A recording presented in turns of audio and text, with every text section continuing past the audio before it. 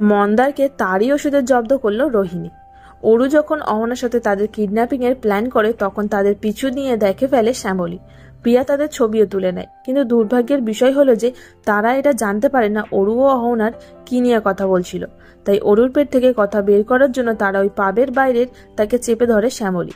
প্রিয়ার তোলা ছবিগুলো দেখিয়ে যখন তাকে বাড়িতে জানিয়ে দেওয়ার হুমকি দেয় তখন ভয় পেয়ে যায় অরু। সে ভাবে কি বলবো এবার, কি বলে আমি বাঁচবো এখান থেকে। ওদিকে একটু সুস্থ হতেই মদ খাওয়া শুরু করে মন্দার। রোহিণী দেখতে পেয়ে তাকে বাধা দেয়, কিন্তু মন্দার রেগে গিয়ে রোহিণীকে মেজাজ দেখায়।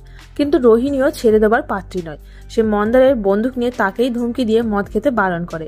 অন্য সময় তুমি তুমি বলে সম্বোধন করলেও রেগে গিয়ে সে সবসময় মন্দারকে তুই বলে সম্বোধন করে। সে রোহিণী বলে, আগে আমি এখান থেকে চলে যাই, তারপর তুই মদ খেয়ে নর্দমায় পড়ে থাকলেও আমি দেখতে আসবো না। মন্দার রোহিণীর এই রূপ দেখে চমকে যায়। সে বলে, এটা কি হলো?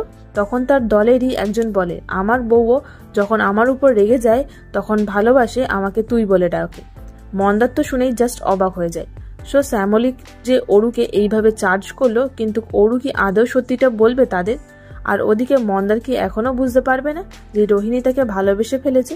তোমাদের কি মনে হয় অবশ্যই জানিয়ে কমেন্ট করে। দেখুন কোন গোপনে মন ভেসেছে সোম থেকে শনি রাত 8:30টায় শুধুমাত্র জি বাংলায়। এরকম সমস্ত আপডেট পেতে সবার আগে অবশ্যই আমাদের চ্যানেলটি সাবস্ক্রাইব করে নিও।